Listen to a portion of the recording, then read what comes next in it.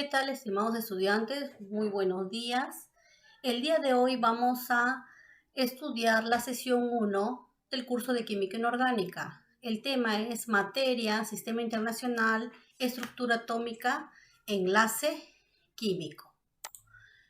Bien, siempre nos hacemos nosotros la pregunta, ¿no? ¿Qué viene a ser materia? ¿Cómo está compuesta una materia? ¿En qué estado se presenta la materia? Son preguntas que nos solemos hacer, ¿no?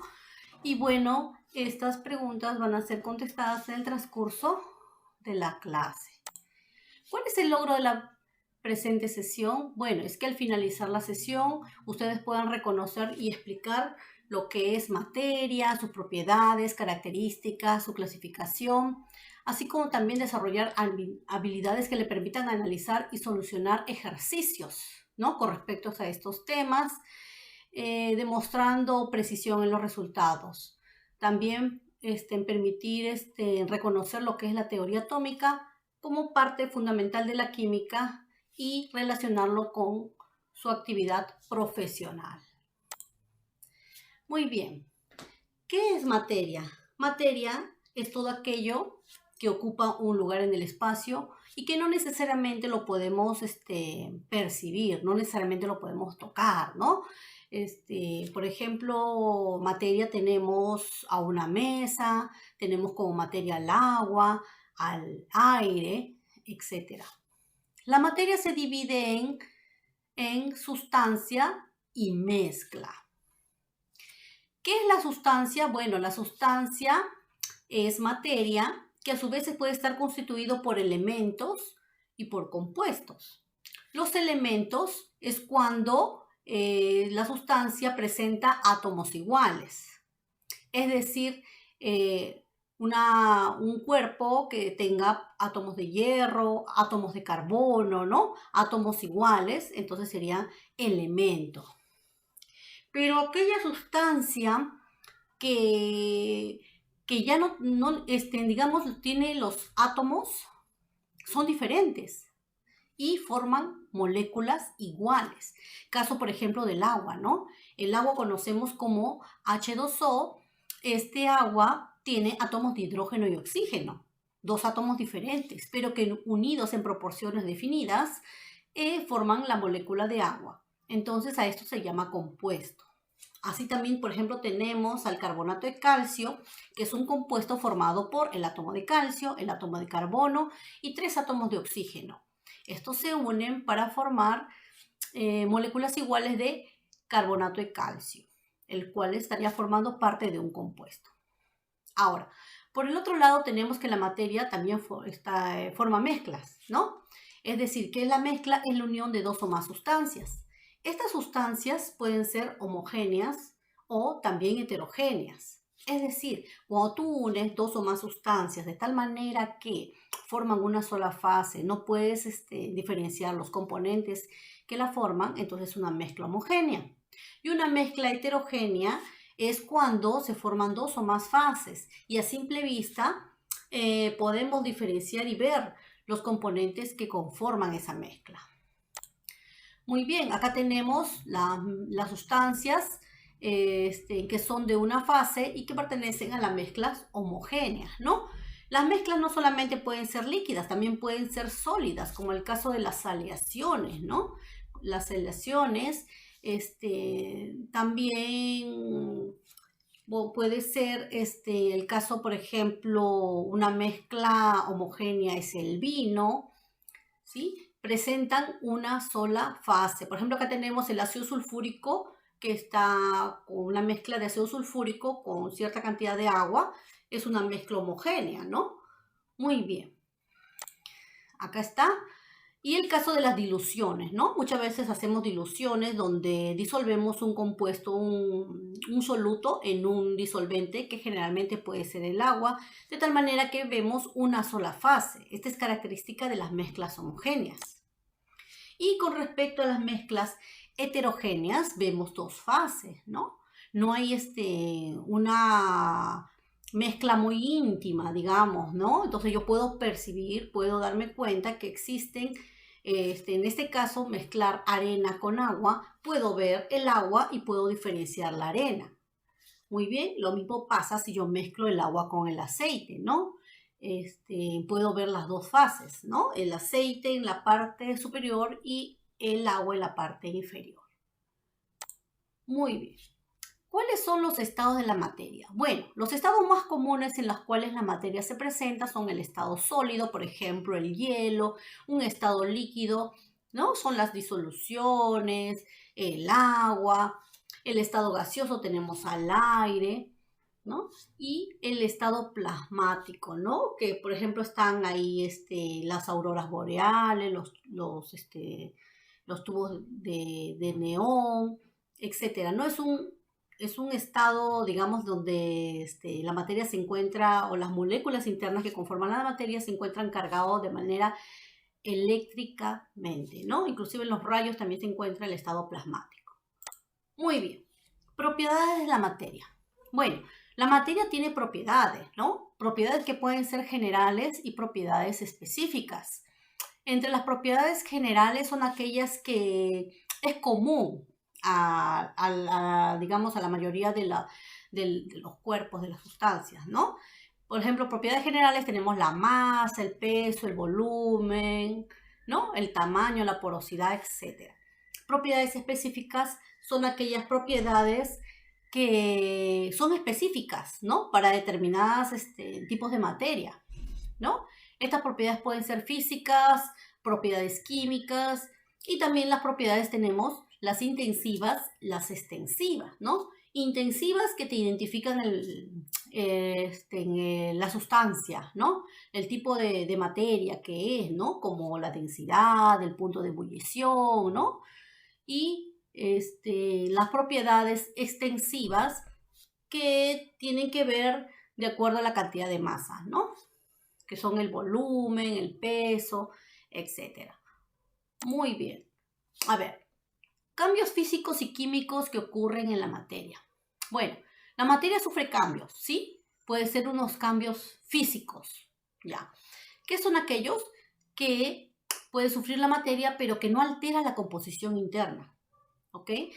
Son cambios, por ejemplo, que pueden ocurrir cuando, como la rotura de un frasco de vidrio.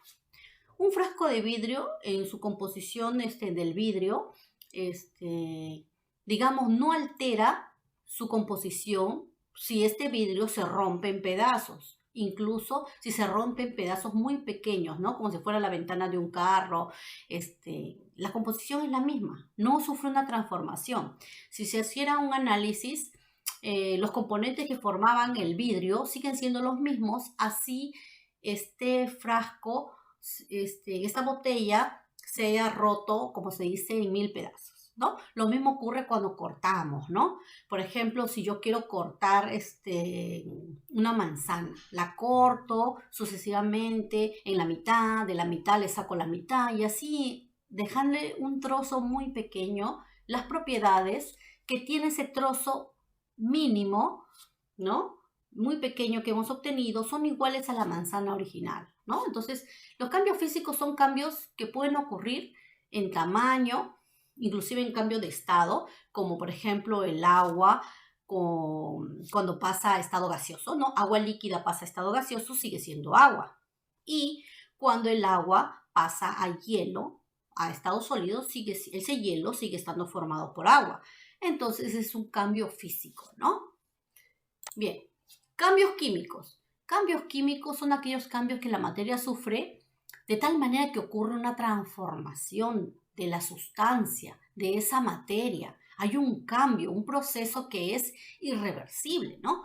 Y esto ocurre, por ejemplo, en lo que es la combustión. Cuando se quema algo, cuando se quema papel, madera o cualquier otro tipo de materia, ya no se puede regresar digamos, a lo que era originalmente el papel o la madera que hemos quemado. No se puede retroceder, ¿no? Ha habido una transformación, ¿no? La celulosa que formaba parte de ese papel madera ahora se ha transformado en dióxido de carbono, se ha transformado en cenizas, ¿no? Inclusive eliminado, ha habido cambio de color, ¿no? Igualmente ocurre con los alimentos, ¿no? Las manzanas, las frutas, la carne. ¿Cuántas veces hemos visto que por la acción del oxígeno que está en el medio ambiente comienza a malograrse y a podrirse, ¿no? Es un proceso, digamos, irreversible donde los componentes que formaban parte de esta manzana o de la carne reaccionan con el oxígeno, ¿no? Y ocurre una transformación. Lo mismo ocurre también en la oxidación, fenómenos de oxidación, ¿no? Cuando los metales se oxidan, caso del hierro, ¿no? Cuando una bicicleta se oxida, tú lo dejas a la intemperie. También fenómenos de fermentación, ¿no? Cuando hacemos fermentar la levadura, hay una transformación, una reacción química y por lo tanto conlleva a un cambio químico. Muy bien. A ver, vamos a responder esta pregunta, chicos. ¿Cuál de los siguientes involucra un cambio químico? Descomposición de la materia orgánica, ¿será cambio químico? La oxidación de un clavo, ¿será cambio químico o físico? La combustión de un gas, ¿qué dicen ustedes? ¿Cuántos cambios químicos hay? ¿Hay solo uno? ¿Cuál es físico? Ya, bien, vamos a responder. Descomposición de la materia orgánica, ¿no? Tiene que ver con el proceso de putrefacción, ¿no es cierto? La carne, las frutas, ahorita lo estábamos hablando, ese es un cambio químico. Entonces la A, cambio químico. Oxidación, todo lo que es oxidación de metales, porque el metal inicialmente, digamos hierro, se oxida con el oxígeno, forma un nuevo compuesto. Cada vez que existe transformación, formación de un nuevo compuesto, es un cambio químico. Tenemos que la B también es un cambio químico. Con respecto acá a la C, la C, combustión de un gas. Como les veía el ejemplo anterior, cualquier tipo de combustión que exista, quemar algo, es un cambio químico. Ahora veamos la disolución, por ejemplo, disolución de la sal. Bueno, ¿cuántas veces en casa hemos disuelto agua con sal, no? ¿Qué pasa con la sal? ¿La sal dejará de ser sal? ¿Cuál es la fórmula de la sal? La fórmula de la sal es cloruro de sodio, es Na, sodio, ¿no? Y cloro, ¿no? Sodio y cloro. ¿Qué pasa con esto de acá? ¿Qué pasa cuando tú lo disuelves en agua? Lo que ocurre es una disolución. No hay una transformación de que este cloruro de sodio se transformó, digamos, a un óxido o que dejó de ser, digamos, este cloruro de sodio. No, simplemente ocurre una disociación, ¿no? Una reacción de disociación, pero no de transformación, donde el sodio, por el efecto de que estás disolviendo en el agua, se va a disolver, pasa de estado sólido, va a pasar a estado líquido, ¿no? Y en forma de iones, o sea, se forma el sodio más y el cloro negativo. Nada más se rompe este enlace, ¿sí? Y se forma sodio positivo, ¿no? El sodio pasa a estado positivo y el cloro pasa a estado negativo. Nada más ocurre eso. Entonces, pero sigue siendo cloruro de sodio, sí. ¿Y se puede recuperar? Sí se puede recuperar, ¿ya? Entonces, no sería, ¿no? Entonces tenemos que las tres primeras involucran cambio químico y el último no, porque es una disolución, ¿ya? Muy bien, sigamos. Sistema Internacional de Unidades, ¿no? Más conocido por sus abreviaturas SI. Bueno, el Sistema Internacional de Unidades es un sistema muy conocido a nivel de todo el mundo, que permite o reconoce 7 magnitudes fundamentales, ¿no? Magnitudes fundamentales como son la longitud, la masa, el tiempo, temperatura, intensidad de la corriente eléctrica, intensidad luminosa, cantidad de sustancia. Muy bien, para cada de estas magnitudes tenemos sus símbolos y su unidad de medida. Así es que cuando nosotros queremos medir, por ejemplo, ¿no? La longitud, ¿qué utilizamos? El metro, ¿no? Cuando queremos medir masa, ¿qué utilizamos? Como unidad kilogramo. Igualmente para el tiempo utilizamos unidad el segundo. Para la temperatura, el Sistema Internacional reconoce al Kelvin como unidad. Y algo que te quiero recalcar, ¿no? Intensidad de corriente eléctrica es el amperio intensidad luminosa, candela. Y algo que quiero que te quede fijo es que la cantidad de sustancia, su unidad de medir la cantidad de sustancia que se encuentra dentro, digamos, de un ácido, de una solución, ¿no? Por ejemplo, se mide a través de la unidad el mol, ¿no? Y que el símbolo también es así como dice mol. Muy bien, esto quiero que lo tengas claro, la séptima magnitud, que es cantidad de sustancia, y su unidad del mol, porque más adelante se va a estudiar mucho y se va a trabajar con esta unidad llamado mol. ¿Sí? Muy bien. A ver, el Sistema Internacional de Unidades también utiliza prefijos, ¿no? Que expresan la potencia numérica de lo que uno requiere hacer alguna conversión, ¿no? Por ejemplo, ¿cuántas veces hemos escuchado el deci, el centi, el mili, ¿no? ¿Cuántas veces? ¿Cuántas veces, por ejemplo, si nosotros asociamos al metro? Decímetro hemos dicho, ¿no? Centímetro, ¿no? Y con respecto a los múltiplos, ya las potencias, digamos, elevados a exponentes positivos, hemos visto el decámetro, el hectómetro, ¿no? Kilómetro, ¿no? ¿Cuántas veces, no? Ya, y nosotros siempre decimos kilómetro, a 1000, siempre decimos. Cuando decimos, pero si quiero decir kilogramo, también es 1000, ¿no? Kilogramo es 1000, pero 1000 gramos. Kilómetro será 1000 o 10 a la 3, 10 al cubo, ¿no? Metros, ¿no? Entonces estos son múltiplos, ¿no? Y submúltiplos del sistema internacional. Muy bien, recuerda que los múltiplos, ¿no?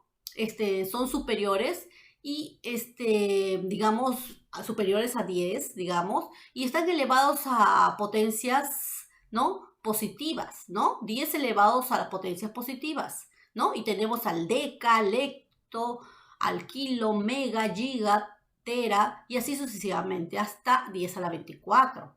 Y los submúltiplos tenemos, por ejemplo, 10 elevado a potencias negativas, ¿no? Deci, centi, mili, micro, nano, pico, ¿no? Femto, ato, etcétera, ¿no? Elevados, el deci es 10 a la menos 1 o equivalente a 0,1. El centi es 0,01, ¿no? Y así, ¿no? ¿Para qué? Para que tú puedas hacer las conversiones. Bien. Entonces, continuando. Muy bien. Entonces, el sistema internacional te permite convertir diferentes unidades, ¿no? Por ejemplo, si se busca convertir 1250 milímetros de mercurio, pasarlo a PSI, ¿ya? ¿Qué es el milímetro de mercurio? Es una unidad de presión. PSI también es otra unidad de presión. Bien, esto lo vamos a usar mucho cuando lleguemos al tema de gases, ¿no? Gases ideales. Muy bien. Para esto te van a dar datos de conversión y lo que tú vas a tener que hacer es simplemente colocar las equivalencias de tal manera que en el denominador debe ir la unidad que tú deseas eliminar y en el numerador la unidad al cual tú deseas pasar. Muy bien. 1250. Entonces, ¿qué haces? Coloco la unidad. 1250 milímetros de mercurio. Dices. Ya, quiero pasarlo a PSI. Acá te dan una tablita, ¿ya? Y te van a dar un dato. Por ejemplo, el dato es azul. Dice que un PSI te vale 1 libra por pulgada. O sea, decir PSI es lo mismo que decir libra sobre pulgada cuadrada. De acuerdo a la tabla que te dan, ¿no? Acá veo, por ejemplo, mira la flecha azul. Dice, una atmósfera vale 14.7 libras sobre pulgadas cuadradas. Eso dice, ¿no? Ya. Y acá la flecha naranja dice que una atmósfera vale 760 milímetros de mercurio. Muy bien. No hay una conversión directa a PSI, pero recuerda que en libras sobre pulgadas cuadradas es lo mismo que PSI. Entonces, ¿qué hago? Bueno, relaciono, ¿no? Milímetros de mercurio, primero lo paso a atmósferas y de atmósferas lo paso a libra por pulgada sobre pulgada cuadrada, que es lo mismo que PSI. Y eso es lo que se va a hacer. Muy bien. Entonces, digo, una atmósfera es lo mismo que 760 milímetros de mercurio, ¿no? De acuerdo a la flecha naranja que tenemos acá, en la tablita, ¿ya? Pero tú sabes también que una atmósfera vale 14,7 PSI, ¿no es cierto? Acá dice libra, pero ya sabes que esto vale un PSI. Yo agrupo, pues atmósfera lo ubico abajo para que se pueda eliminar y como yo quiero obtener el valor en PSI, lo ubico en el numerador, ¿no? Y simplemente multiplico y divido. ¿Cuánto me sale? 24.18 PSI. Muy bien. Ahora pasemos al átomo, a la estructura del átomo, ¿no? ¿Qué es el átomo? Bueno, el átomo es la mínima porción de una materia, ¿no? Que se caracteriza porque tiene dos partes. Una parte externa, que es la envoltura, ¿no? Donde se encuentran los electrones, ahí, ¿no? Se encuentran girando los electrones. Y la parte interna, que es el núcleo, donde están los protones y los neutrones, ¿no? Es lo que vemos, ¿no? Protones y neutrones. Muy bien. Sabemos que todos los elementos químicos en la tabla periódica se encuentran ordenados de acuerdo a su número atómico. Este número atómico es llamado también Z, ¿ya? Que es el número de protones o electrones cuando el átomo es neutro, es decir, cuando un átomo no se encuentra en forma de cation o anión, es decir, no tiene carga, ¿ya? No ha perdido ni ganado electrones, ¿no? Este es el número atómico. Entonces, es igual al número de protones o electrones. ¿A qué es el número de masa? Número de masa es la suma de protones más neutrones, ¿no? Es la masa del núcleo. Muy bien. Recuerda también que el número atómico identifica al átomo y no existen, bueno, salvo los isótopos, átomos diferentes tienen diferente número atómico, ¿ok? Muy bien. La notación de un átomo, ¿cómo es? Bueno, se coloca el elemento, el Z, que está en la parte izquierda inferior, que me indica que es el número atómico. El A mayúscula, que está en la parte izquierda superior, es el número de masa, que es el número de protones más neutrones, ¿no? Ya sabemos que para un átomo neutro, el número de protones es igual al número atómico. Muy bien, ¿no? Y, por ejemplo, acá, mira, representando acá el sodio, acá vemos el 11. El 11 es el Z, su número atómico, ¿ok? Es el número de protones. Entonces, número atómico 11, ¿cuántos protones tiene? También tiene 11. ¿Por qué? Porque este átomo no tiene carga. Si tuviera una carga, el sodio estaría con +1, ¿no? Tendría una carga. Pero como no tiene carga, entonces se asume que es un átomo neutro.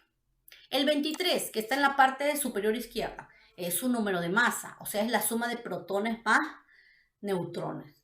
Y de aquí yo puedo hallar por diferencia cuántos neutrones tiene. Muy bien. Entonces acá tenemos nuevamente la notación, ¿no? La notación científica de un átomo. Sí, y recordar que el número de masa es el número de protones más neutrones o el número atómico más neutrones, que es lo mismo. Recuerda que el número atómico para un átomo neutro que no tiene carga es igual al número de protones. Ahora, si yo tengo la masa, tengo Z, entonces puedo hallar por diferencia el número de neutrones. Muy bien. Ahora, recalcando nuevamente, si el átomo es neutro, es decir, no tiene carga, como el caso del sodio que vemos acá, el número atómico, que es Z, es igual al número de protones y es igual al número de electrones. Entonces, si te preguntara, ¿cuántos electrones tiene el sodio? ¿Cuántos electrones tiene? Bueno, los electrones que tiene sería igual que su número atómico, 11, ¿ya? Porque es un átomo neutro. Muy bien. A ver, con respecto a lo que les estoy explicando, ahora vamos a determinar el número atómico, el número de masa, el número de neutrones y los electrones para el boro, ¿no? Para el boro. Te dan de dato Z y su número de masa, ¿no? Profesora, ¿tiene carga o no tiene carga? No ves la carga. Si hubiera carga, estaría en la parte superior derecha. Se vería un más o un menos, ¿ya? Muy bien. Entonces, vemos acá el Z. Lo primero que es hacer es identificar el Z, número atómico. Como no tiene carga, el número atómico es igual al número de protones y es igual al número de electrones. Y acá tú dices, bueno, protones hay 5 protones y 5 electrones. Muy bien. ¿Cuál es la masa? Identifiquemos. Es 11 porque acá está. Tú ya sabes que la ubicación del número de masa siempre está en la parte superior izquierda. ¿Ya? El A. Muy bien, es 11. Y por diferencia, recordemos que neutrones es la resta de masa, el A menos el Z. ¿No? Por diferencia. Y la diferencia me sale 11 menos 5, 6.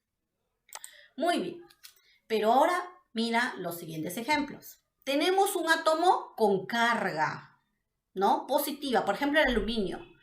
Mira, vemos en la parte superior derecha más 3. Ya esto te está indicando que tiene carga, es un catión trivalente. Este es aluminio, catión trivalente.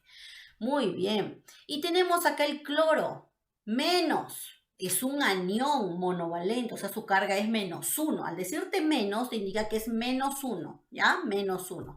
Porque si fuera -3, te diría, estaría escrito acá -3. Muy bien. Entonces, si el átomo es un catión, ¿no? Como el caso del aluminio del ejemplo que te estoy dando acá, el número de electrones será el número atómico, o sea, 13 menos la carga, que es 3, ¿ya? Se resta. O sea, el número de electrones ya no es lo mismo. Ya no puedo decir que son 13 de protones y 13 electrones. No, no son 13 electrones. Sería restar. Restas 13 menos 3, o sea, 10. Tiene 10 electrones. Muy bien. Pero si es un anión, tienes que sumarlo. O sea, el número de electrones será el número atómico, en este caso que es 17, del átomo, más la carga. Lo tienes que sumar. ¿Cuánto es su carga? 1. O sea, 17 más 1, porque es 1, ¿ya? Sería 18. Número de electrones, 18 para el cloro. Para el caso del cloro, que es el anión monovalente, ¿no? Entonces, recuerda que para el caso de un catión, Z y Q se restan, ¿no? El número atómico restas con la carga. Pero si es un anión, el número de electrones será el número atómico más la carga, ¿ya? Esto tienes que recordar. Muy bien. Vamos a completar el siguiente cuadro. Mira, para los elementos que se encuentran acá, ¿no? Tenemos al aluminio, justo estábamos viendo, y tenemos al cromo. ¿Te das cuenta? Tú tienes que analizar. ¿Tiene carga o no tiene carga? Bueno, el aluminio sí tiene carga. Acá está, más 3. Es un catión, ¿ya? Entonces recuerda que hay una fórmula para hallar el número de electrones. El cromo, bueno, no tiene carga. No veo nada en la parte superior derecha, ¿ya? No veo nada, por lo tanto lo considero como átomo neutro. Entonces, ¿cuántos protones tiene? Primeramente, protones. Protones es igual a Z, ¿no es cierto? Eso ya sabemos. Los protones es igual a Z. ¿Cuál es el Z? Para el caso del aluminio, 13, ¿no? 13. Muy bien. Para el caso de cromo, 24. Ya sabemos eso. ¿Cuántos electrones tiene el aluminio? Ya, pero es un catión. ¿Recuerdas? Para el caso de los cationes, electrones es Z menos la carga. O sea, los protones o el número atómico menos la carga. Entonces será número atómico 13 menos 3, ¿no? Sale 10. Muy bien. Ya, y vamos a continuar con el aluminio, ¿ya? ¿Cuántos son los neutrones? Bueno, la diferencia, ¿no? De masa menos Z, menos el número atómico, o sea, 27 menos 13. Y ahí te sale, ¿no? 14. Muy bien, ahora continuemos con el cromo. El cromo no tenía carga. Si no tiene carga, su número de protones es igual a su número de electrones y esto es igual al número atómico. Por lo tanto, ¿cuántos electrones tiene? Igual que los protones, 24, ¿ok? Porque no hay con quién restar y no hay con quién sumar. ¿Cuántos neutrones tiene? Bueno, los neutrones es la resta de la masa, 52 menos Z, 24. 52 menos 24, ¿ya? Muy bien. Y bueno, acá están los resultados, ¿no? Ya tenemos los resultados. Neutrones, para el aluminio tiene 14 y para el cromo tenía 28. Muy bien. Así como te he explicado, tú puedes completar el siguiente cuadrito, teniendo en cuenta que las especies, ¿no? Tenemos acá un fósforo que es neutro porque tú no ves la carga. Acá tenemos el magnesio, es más 2. Acá sí tienes que tener cuidado con los electrones, ¿ya? Cuidado con los electrones. Tenemos al silicio que es neutro. tenemos al flúor, que es cargado, monovalente, flúor -1, o sea, ten cuidado con los electrones. Y el azufre -2, también hay que cuidar los electrones. Recuerda que cuando el átomo tiene carga, acá es +2, acá es negativo. Negativo es, en el caso de los negativos es aniones, en el caso del positivo es cationes. Bueno, simplemente los electrones tienes que usar la fórmula, ¿no? Si es cation o si es anión, como te he explicado. Y en el cuadro completas nada más, pues, ¿no? Completas. Muy bien. Pasemos a continuación. Tipos de átomos. Bueno, existen tipos de átomos como los isótopos, ¿no? ¿Qué son los isótopos? Son átomos iguales, o sea, del mismo elemento, por ejemplo, hidrógeno, pero cuya masa, su número de masa, varía, distinto número de masa. Por ejemplo, mire, el hidrógeno, su Z es igual, ¿no? Obviamente, porque es como su gemelo, pero es un gemelo, digamos que tiene ligeramente un poco más de peso, ¿no? Acá tiene 1 de número de masa y acá tiene 3. A eso se llama isótopos. ¿Qué son los isótonos? Isótonos, acuérdate, isótonos, ahora con N, tienen igual número de neutrones, ¿ok? Entonces son átomos diferentes, pero con igual neutrones, ¿ok? Igual neutrones. ¿Cómo lo compruebo? Mira, resta 14 menos 7, la masa menos Z. 14 menos 7 es 7. Muy bien. Y ahora para el boro, 12 menos 5 es 7. En ambos, los neutrones me salen iguales, por eso son isótonos. ¿Qué son los isóbaros? También átomos diferentes. Ojo, átomos diferentes, pero que tienen el mismo número de masa. Así como dos personas iguales que pueden pesar, ambos pesan 50 kilos, igualmente acá. Dos átomos diferentes, pero que tienen la misma masa. Mira la masa, el A vale 107 para la plata y para el paladio su número de masa es 107. A eso se les llama isóbaros, ¿no? Y otro ejemplo de isótopos, ¿no? De isótopos, aparte del primero que era hidrógeno, tenemos al carbono, que es otro isótopo. Mira, ve, su número atómico es 6 y su número de masa es 12 para el isótopo de carbono y hay otro isótopo de carbono con número de masa 14. Muy bien. A ver, vamos a hablar sobre la masa atómica de un elemento. Bueno, cuando los elementos tienen, digamos, distintos números de masa y algunos se encuentran en la naturaleza en diferentes proporciones, se puede hallar una masa atómica promedio. Y esto ocurre en el caso de los isótopos, ¿ok? A ver, vamos a ver un ejercicio. Mira, la masa atómica promedio es la masa de cada uno de ellos por el porcentaje en que se encuentra en la naturaleza, más la masa del otro átomo por el porcentaje que se encuentra en la naturaleza, más así sucesivamente entre 100, ¿no? En este caso son 2 nada más, cuando tiene 2 isótopos. Muy bien. A ver, vamos a ver acá. La masa en promedio. Dice, la plata natural dice que está constituida por la mezcla de 2 isótopos. Es decir, existe plata con 2 números de masa, ¿no? Míralo acá. Hay plata con número de masa 107. Y esto se encuentra en un 56% en la naturaleza. Y también hay plata 109. Y esto abunda en un 44%. ¿Cuál es la masa atómica de la plata natural? O sea, la promedio, ¿no? ¿Cuál de los dos voy a tomar? ¿Cuál de los dos? Sácale promedio, nada más un promedio ponderado. ¿Cómo sería esto? Bueno, yo cojo, la masa 107 por su porcentaje de abundancia, 56%, más el otro isótopo de la plata, cuya masa es 109, por su porcentaje de abundancia, todo lo divido entre 100, ¿no? ¿Cuánto me sale? 107,88%. Eso sería la masa atómica promedio para el caso de los isótopos. Bien, ahora vamos a hablar sobre la configuración electrónica de los átomos. Sabemos que los átomos presentan niveles de energía, ¿no? Niveles de energía que tienen 7 niveles de energía, ¿no? En las cuales los niveles de energía presentan orbitales, ¿no? Los orbitales o subniveles S, SP, SPD, de acuerdo pues al nivel en el cual se encuentren, ¿no? Y hay una capacidad, un número de electrones que caben en cada nivel. Por cada orbital siempre hay 2 electrones, ¿no? En el nivel S, en el nivel P máximo alcanzan 6, en el nivel D 10 máximo y F 14, ¿no? Entonces, los electrones se encuentran girando alrededor del núcleo, pero la última capa es digamos, la menos estable. Es por eso que la estabilidad de un electrón es, cuando está más cercano al núcleo, es difícil que se arranque, es difícil que alguien lo jale.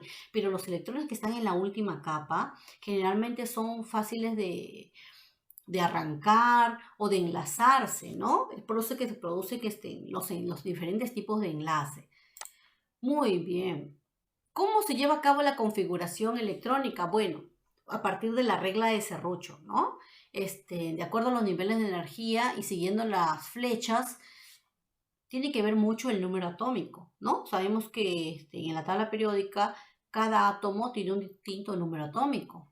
Entonces, si un átomo tiene, digamos, 10 electrones, yo tengo que hacer la configuración electrónica de tal manera que llegue a los 10 electrones, o sea, 1s2, 2s2, 2p6, ¿no? Y voy sumando, digamos, los exponentes de S y completo los 10 electrones que necesito, ¿no? Y así sucesivamente, ¿no? Siguiendo la línea, ¿no? Y puedo ir avanzando con más. Si un átomo tiene, digamos, 45 electrones, yo sigo avanzando, 1s2, 2s2, sigue el sentido de la flecha, 2p6, 3s2, ahora mira de arriba, 3p6, 4s2, y así, 3d10, 4p6, y cuando paras, tienes que sumar los exponentes, digamos, ¿no? Acá hay 2 electrones, 4, 6, ¿cuánto vas? Y ahí termina, ¿no? Muy bien.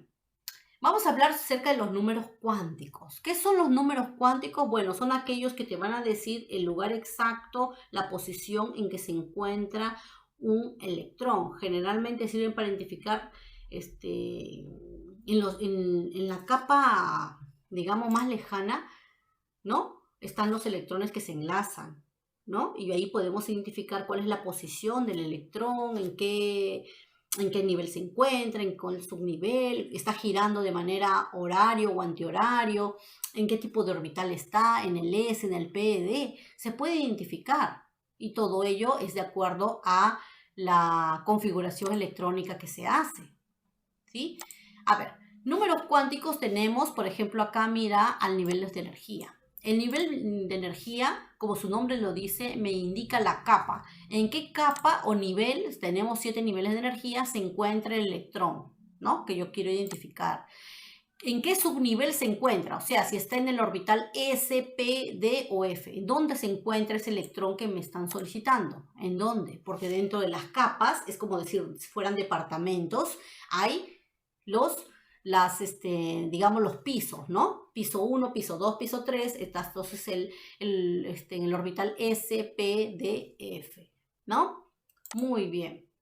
Y el magnético me indica, toma valores de acuerdo al subnivel, ¿no? Va a tomar ciertos valores y me indica el punto exacto en donde se encuentra el electrón, ¿no? La forma, ¿no?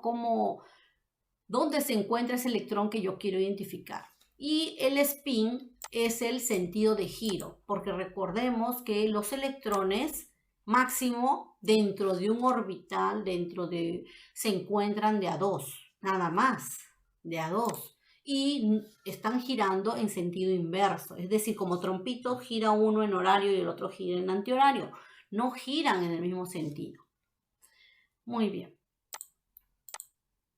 Ahora, el principio de exclusión de Pauli dice que establece que solo 2 electrones pueden coexistir en un mismo orbital. Es decir, como decir, en una misma habitación solo pueden estar 2 electrones, nada más, en un mismo orbital. Y estos deben tener orientaciones diferentes, su sentido de giro, porque los electrones tienen movimiento, están girando, ¿no? Entonces uno gira en sentido horario y otro gira en sentido antihorario, o sea, en diferentes giros. Acá como vemos el dibujito, ¿no? En posiciones diferentes. Muy bien. Entonces, se hace una pregunta. En el cuadro que vemos acá, dice, el helio, ¿no? El helio tiene 2 electrones, ¿ya? 2 electrones nada más tiene, ¿ah? Su Z, su número atómico es 2. Número de electrones es 2. ¿Cuál sería la alternativa correcta?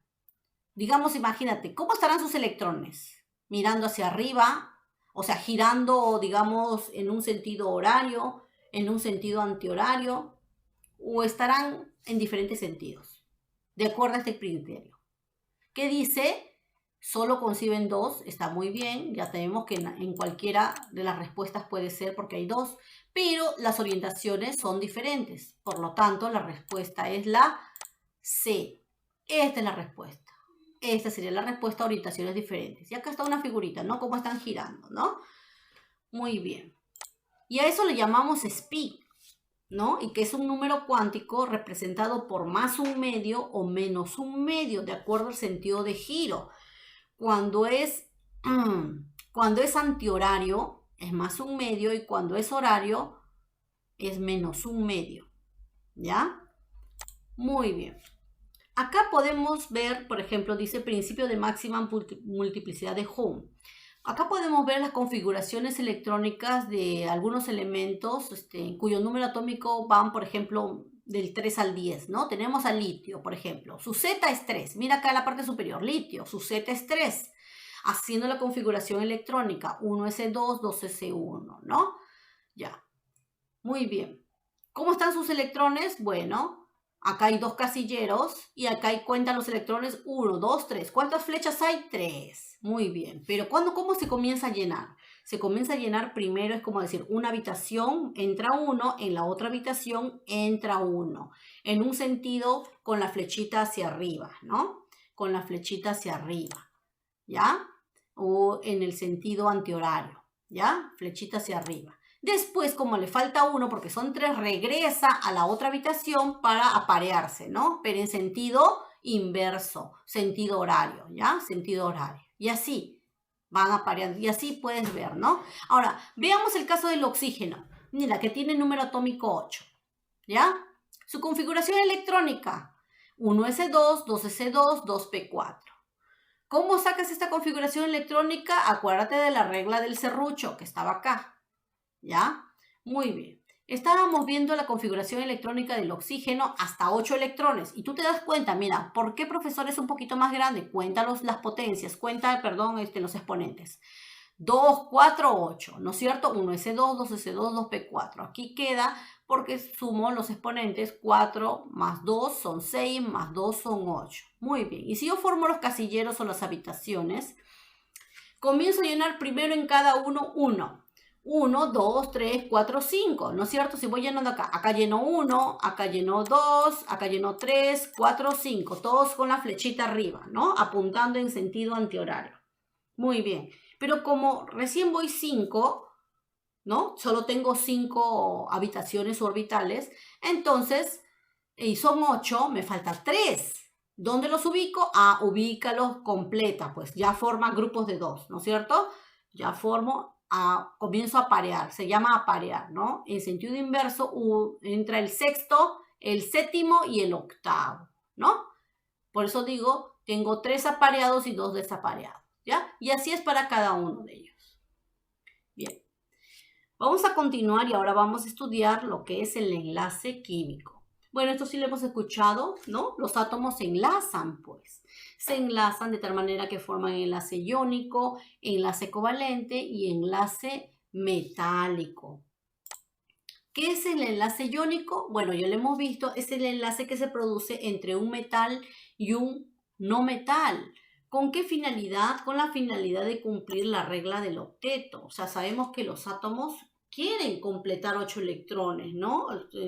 Quieren tener esa regla del octeto y por lo tanto están buscando jalar del otro átomo los electrones que le hacen falta y asimismo busca también jalar. Muy bien, entonces el enlace que se da entre un metal y un no metal es un enlace iónico. Aquí hay una transferencia de electrones y una particularidad es que en este intercambio de electrones, en esta transferencia, de electrones, hay una variación de electronegatividad, hay una variación. Y esto es mayor que 1,7 en un enlace iónico. El enlace metálico. Enlace metálico es aquel enlace que se da entre metales, ¿no? Donde los cationes metálicos son atraídos por un mar de electrones ¿sí? Que están en un entorno, y este enlace también ocurre en los metales, en las aleaciones, y por esta propiedad los metales son conductores de la electricidad. Muy bien. Tenemos al enlace covalente. El enlace covalente es un enlace que se produce entre no metales, donde aquí hay una compartición de electrones, ¿sí? Se comparten. Aquí no hay transferencia como en el iónico. Iónico sí existe transferencia, más en el covalente hay una compartición. Y una característica es que la variación de electronegatividad es menor de 1,7. Entonces, para poder identificar si el enlace es iónico covalente, basta con saber la variación de las electronegatividades. Muy bien. Por lo tanto, electronegatividades, variaciones menores que 1,7 es enlace covalente. Variaciones mayores o iguales que 1,7, el enlace es iónico, ¿no? Y si fuera 0, el enlace es apolar o no polar. Hay una ligera, digamos, carga que tiende a jalar uno del otro, ¿sí? Muy bien.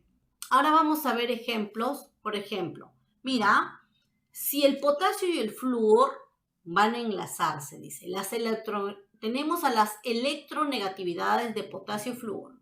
Son de 4 y de 0,8, ¿ya? Estos se van a enlazar, dice. Ahora, ¿qué tipo de enlace formarán potasio y flúor? ¿Ya? Muy bien. Entonces, vamos a restar las electronegatividades. 4 menos 0,8 me sale 3,2. 3,2, ¿en qué rango está? Mayor que 1,7. Si es mayor que 1,7, enlace iónico. ¿Sí? Enlace iónico. Recuerda eso de acá. A ver, otro ejemplo más. Las electronegatividades del hidrógeno y el cloro son 3 y el otro es 2,1. O sea, para el cloro es 2,1. Si ambos átomos se unen, ¿qué tipo de enlace químico formarán? Bueno, igualmente resto las electronegatividades y me sale 0,9. Para valores menores que 1,7, ¿no? Mayores que 0 y menores que 1,7, el enlace es covalente, ¿no? Entonces, de esta manera nosotros podemos determinar, conociendo las electronegatividades de los átomos que están interviniendo en un enlace químico, yo puedo determinar si el enlace es iónico o el enlace es covalente. Bien, estimados alumnos, eso sería todo. Muchas gracias por su atención y será hasta una nueva oportunidad. Gracias.